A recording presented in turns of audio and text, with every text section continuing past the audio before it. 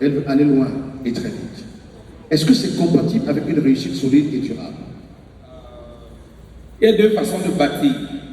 Il y a ceux qui bâtissent sur le sable et il y a ceux qui bâtissent sur le roc. Vous devez être devant vous. Mais depuis 2011, je suis un entrepreneur fort. Donc, depuis 2011, quand j'étais étudiant, j'avais déjà 19 ouvriers. Donc, quand j'étais à l'université de Douala, j'ai rencontré une anecdote à une conférence où on m'invitait, où je gagnais, au niveau 1, je gagnais 1 million par semaine sans faire l'effort. Pourtant, j'ai grandi dans une maison où mon père touchait 45 000, ma mère vendait les tomates. Mais j'étais dans une formation que je ne connaissais pas.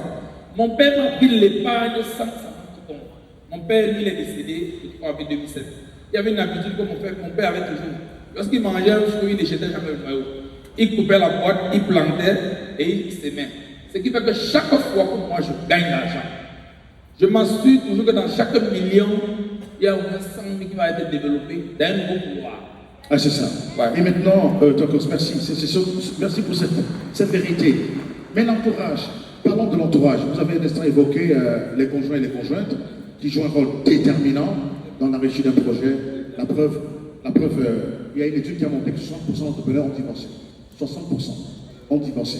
Donc, alors, mais expliquez-nous, 40%, on va encore vérifier ça, mais c'est quand même énorme.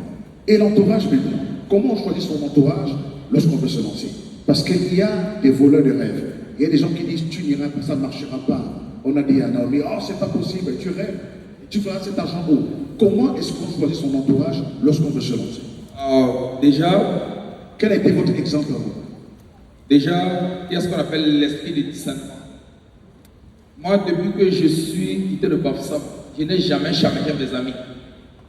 Je marche avec les mêmes personnes.